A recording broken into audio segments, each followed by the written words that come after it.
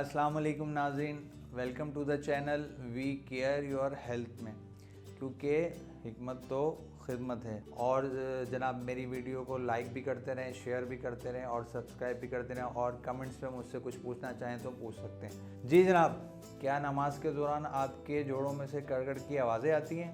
आपने घबराना नहीं है, आज हम आपको बताने लगे हैं ऐसी जड़ी बूटी जिससे ये मसला आपका हल हो जाएगा। जनाब हम बात करने लगे हैं गोंद कतीरे की।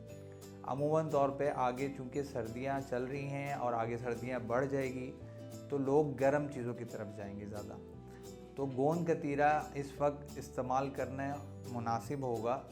चूँकि लोग हर कोई गर्म चीज़ें इस्तेमाल कर रहा होगा तो मिजाज गर्म होगा। गोंद कतीरा चूँकि मिजाजतन सर्द होता है तो इसलिए ये आपके लिए मुफीद होगा।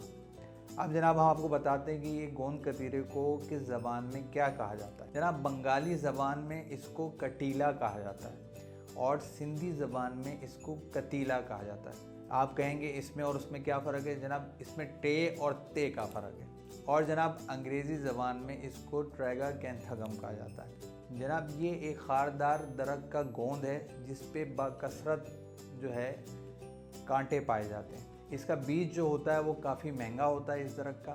आपको ये बताता चलूँ कि 3 महीने तक लगातार इसका दरख्त जो है गोंद देता है। इस दरख्त की लंबाई तकरीबन 8 से 10 फुट होती है। जहाँ तक इसकी रंगत का ताल्लुक़ है तो ये जर्द, सफ़ेद और नीम शिफाफ किस्म का इसका रंग होता है। जायका इसका जो होता है, जायके का जहाँ तक ताल्लुक़ है, जायका इसका फीका होता है और मिजाज के हिसाब से, चूँकि मैं पहले तज़किरा कर चुका हूँ कि ये जो है गर्म मिजाज को ठंडा करता है तो इसका मिजाज सर्द होता है। पैदाइश का जहाँ तक ताल्लुक़ है ये ख़ास तौर पे जनाब ज़्यादातर ईरान में पाया जाता है और इसके अलावा पाकिस्तान और हिंदुस्तान में बाकसर पाया जाता है। जिस तरीके से मैं शुरू में आपको बताया था कि जो लोग नमाज के दौरान जिनके जॉइंट्स में से कड़क कड़क की आवाज़ें आती हैं उनके लिए बहुत ज़्यादा फ़ायदेमंद है।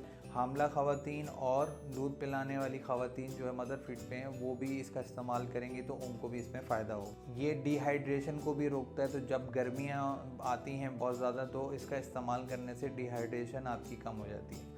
यहाँ आपको ये बताता चलूँ जो मर्द और ख़वातीन के मखसूस अमराज होते हैं उसमें भी ये बहुत ज़्यादा फ़ायदा करती है। यदि बूढ़ा होना नहीं चाहते, आप चाहते हैं कि आपके चेहरे पे झुर्रियाँ जल्दी ना पड़ें, तो आप गोंद कतीरे का इस्तेमाल करें। अब जनाब चलते हैं इसके तरीके इस्तेमाल की तरफ। आपने करना ये है, आपको किसी भी पंसार की दुकान से आराम से मिल जाएगा। आपने इसका एक 3 इंच का टुकड़ा लेना है और उसको मलमल के कपड़े में डाल के भिगो दें तो ज़्यादा बेहतर है, वरना आप ऐसे भी भिगो सकते हैं। आपको ये बताता चलूँ कि आपने जो है जिस बर्तन में इसको रखेंगे तो ये फूलता है चूँकि, तो इसलिए बर्तन आप बड़ा रखिएगा ताकि ये आराम से फूल सके। आप चाहें इसको जो है दूध के साथ इस्तेमाल करें, इसको मशरूब के साथ इस्तेमाल करें, दही के साथ इस्तेमाल करें, ये हर तरीके से इस्तेमाल किया जा सकता है और ये ताकत देता है आपको। यहाँ आपको ये बताता चलूँ कि ये आप निहार में इस्तेमाल करेंगे तो ज़्यादा फ़ायदा करेगा। इसके अलावा ये कमर्शियली तौर पर भी इस्तेमाल किया जाता है। जो आप बच्चे जेलीज़ वगैरह खाते हैं या जो बच्चे चॉकलेट्स वगैरह खाते हैं, इसमें गोंद का बहुत ज़्यादा इस्तेमाल किया जाता है। टूथपेस्ट में गोंद का इस्तेमाल किया जाता है। आइसक्रीम, क्रीम्स वगैरह के अंदर गोंद का बहुत ज़्यादा इस्तेमाल किया जाता है। इसके अलावा जो लोग शुगर, हाई ब्लड प्रेशर का शिकार होते हैं उनके लिए बहुत ज़्यादा फ़ायदेमंद है। वो इसी का दूध में या दही में इस्तेमाल करेंगे तो उनको इसमें फ़ायदा होगा। अब चलते हैं जनाब नुकसान की तरफ।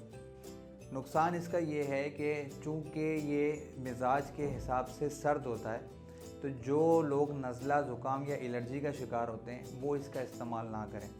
और ये भी बता दूं कि इसका इस्तेमाल 3 हफ्ते में 3 दिन से ज़्यादा ना इस्तेमाल करें तो ज़्यादा बेहतर है। और साथ साथ ये भी बताता चलूँ कि इसको आप रात के वक्त ना इस्तेमाल करें क्योंकि ये सर्द होता है मिजाज के हिसाब से, तो मुनासिब नहीं है। सुबह धूप के वक्त में या निहार में इस्तेमाल करेंगे तो ज़्यादा बेहतर है। और आखिर में ये भी बता दूं कि कब्ज़ जिन लोगों को रहती है, दायमी कब्ज़, वो भी इसका इस्तेमाल ना करें क्योंकि उनकी कब्ज़ और बढ़ जाएगी। चूँकि मैं जोड़ों की बात कर रहा था, जोड़ों के मुताल्लिक़ गुफ्तगू कर रहा था आपसे, तो आपको यहाँ बताता चलूँ कि ये सूरजजान के ऊपर हमारी एक वीडियो मौजूद है। तो इसको देखना मत भूलिएगा। जोड़ों का तस्करा चल रहा है तो विटामिन डी के ऊपर हमारी एक वीडियो मौजूद है, तो इसे भी आप देखना मत भूलिएगा। उम्मीद है जनाब पिछली वीडियोस की तरह ये वीडियो भी आपको पसंद आई होगी। मुझे अब आप इजाज़त दें। मैं आपका हर्बलिस्ट हकीम महर मोहम्मद मुगिस, शुक्रिया।